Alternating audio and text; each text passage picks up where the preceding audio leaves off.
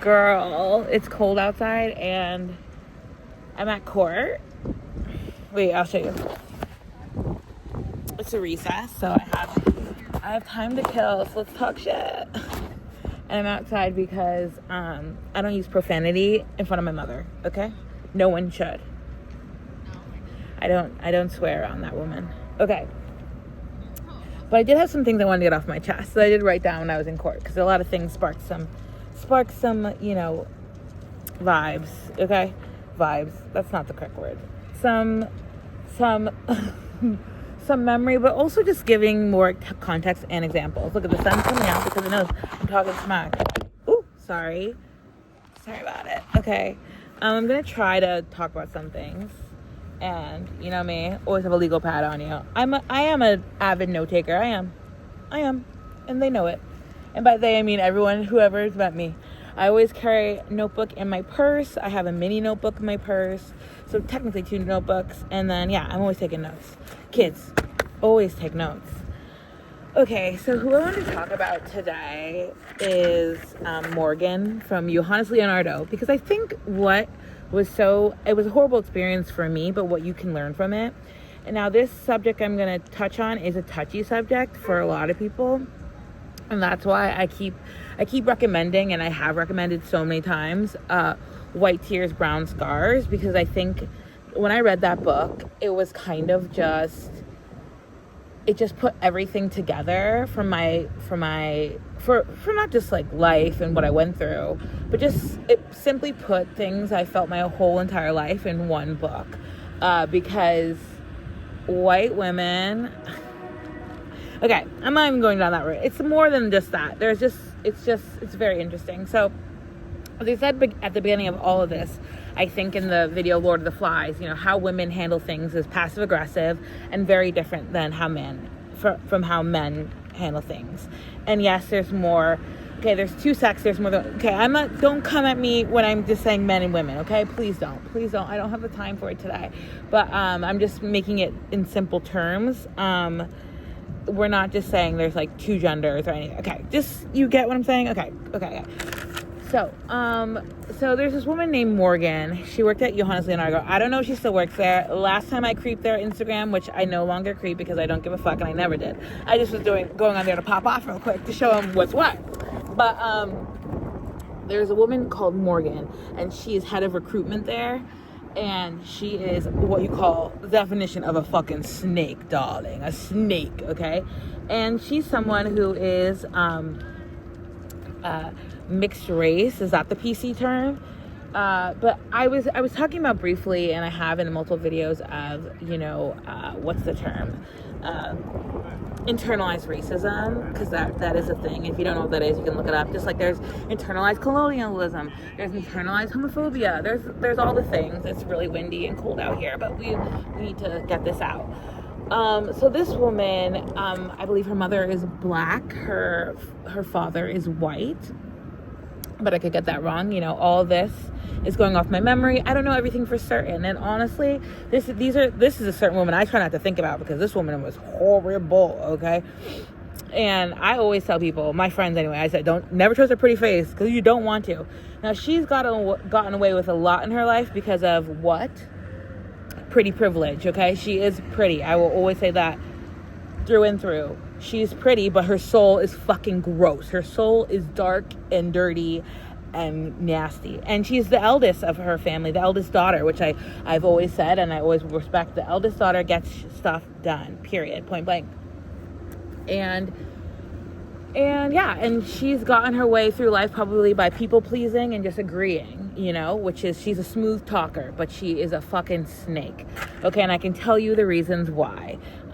She worked for both teams. Okay, Johannes Leonardo, they're just, first of all, that company's dumb as fuck. Like, I don't know why they would ever want to try it with this queen here, because I am not the girl to try it with.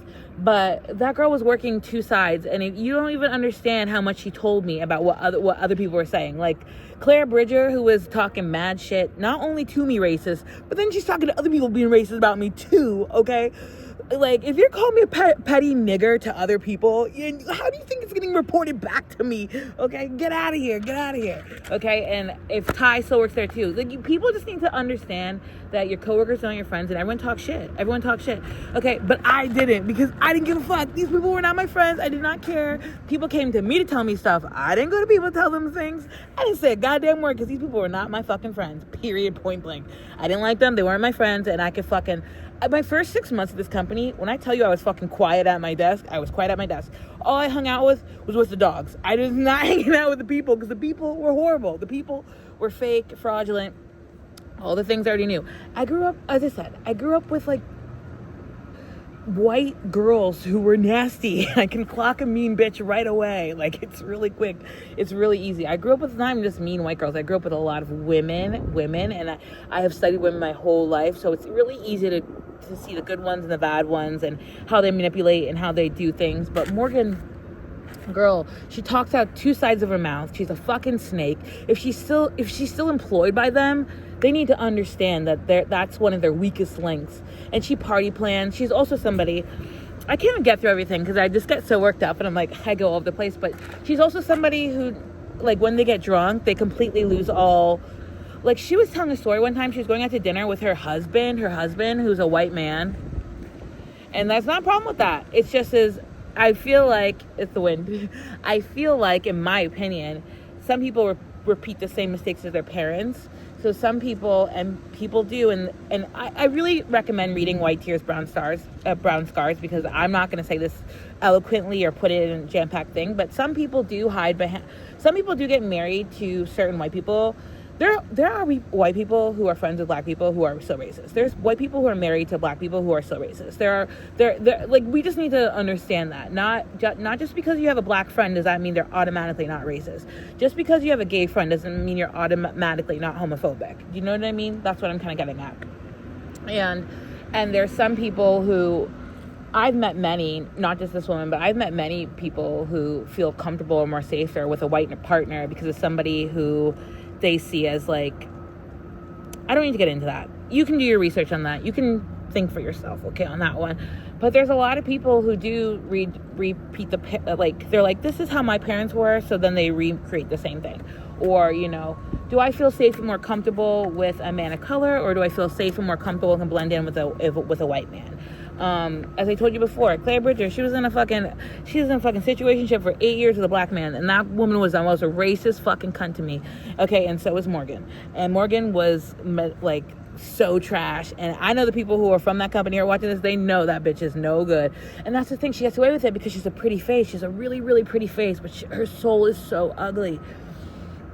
But anyway, I digress. So she was telling me a story one time. She was like, yeah, I went to dinner with my husband and our friends, and she said she just fucking blacked out at the dinner. You blacked out at a dinner, girl? Like, after 2 glasses? Like, no, but she had probably more than that to drink. But it's like, girl, you're going to dinner and blacking out. Like a normal dinner, like not a kiki, not a party, like a normal sit-down dinner, you're blacking out, problems. And this girl was always fucking wasted around the job, wasted. There's some saying they had a bar cart they'd push around. People were very, played fast and loose, whatever the saying is, with, like, drinking at that job. Which is, like, you should not be drunk near your coworkers at all, first of all. At minimum, have, like, a sip of wine. Like, why are you getting drunk with your coworkers? That's also a thing you should not do. Don't get drunk with your coworkers, because then things get going, okay? She's a very touchy-feely person. Consent is key. Consent doesn't matter if it's a woman. Consent's important, okay? And people, once again, they're like, oh, if a pretty girl's hugging me, I'm fine with it. No. If you're too touchy-feely, no. This is work. You shouldn't be doing that. I love all the wind. It is cold out. But I'm just saying, that woman's a fucking snake, okay? And as I told you, I wrote a book called Your Local Black Girl, and I didn't give that girl the whole book, because, once again, we never trust that cunt. So I gave her certain pieces of the book, and it's so funny. One of the certain pieces, this is one of the key things. I'll show why this bitch is a snake. So I did report that woman, okay, and all my reporting of all the people, because I reported HR in my report of HR, because the motherfucker sat in HR, she was running HR, and the HR department, by the way, at Johannes Leonardo, was all black women. It was all black women, which, also think of why they did that. Their HR woman, they have no, they like that place has like fucking hardly any people of color who work there, period. And then most of the people of color all worked in HR, and they were all women of color, like all black women. Think about it, kids. So anyway, yeah, I reported HR within the thing because HR was lying and bullshitting, which is also why you have to know your rights and record everything. I was recording them. They would literally lie blatantly to my face, all that, blah, blah, blah, blah. And they all talk shit about each other because they didn't like each other. No one liked Morgan because Morgan was a fake, fraudulent bitch, and everyone knows it. Anyway, let me get to the part. So I gave her some pieces from my book that I wrote, and one of the pieces is called Thank You Note. And she didn't even know what it meant right away. She didn't know who I was writing about in the piece because I don't say the name, which if you ever read the piece, it's about New York City, okay? It's called Thank You Note. And in that piece, I make a reference to 9/11 because, yes, I worked at the museum, but also everyone has their own thoughts and feelings when it comes to 9/11, especially if you're a New Yorker. And so when it was finally my review for the year of the company, where the review is where you should get like a raise and all this stuff, and I won't get into all that because it's such bullshit too, and I get heated when I think about that day. So in this review during this review, which they kept pushing back and moving and doing all this creepy, mind game shit, they also, not only did they make it so my eyewitness couldn't be there on time, because I always had eyewitness in my meetings with HR, as you should, darling, after what you go through, what I fucking went through. And so in the beginning of this meeting, while they're trying to small talk, they were small talking about 9/11. And it had nothing to do with what was going on. It wasn't even close to the time. It was summer.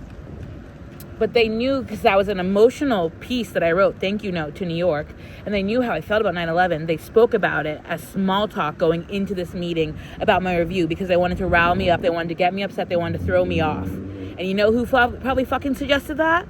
Morgan. That's a fucking snake, okay? And I only gave her a few pieces of my book, and I know what pieces I gave her. But you know that's why they did it. It was a tactical move, okay? It was. And that's how women play. And I think that's a really good example of like passive aggressive behavior, mind games, and how women play the fucking game. And never trust a pretty face, okay?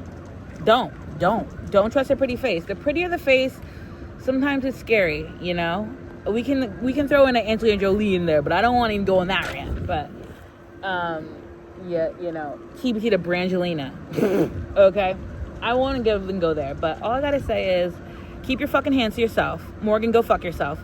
And that's how women play. Women are not quick to pick up the fist. They're gonna fucking play with your head first in mind games. Don't get me wrong. I've been beaten the shit out of by women too, but I'm just saying that when it comes to mind games, especially in the corporate America of it all, that's how it goes. And Johannes Leonardo, as I always say, can't wait to see you in court.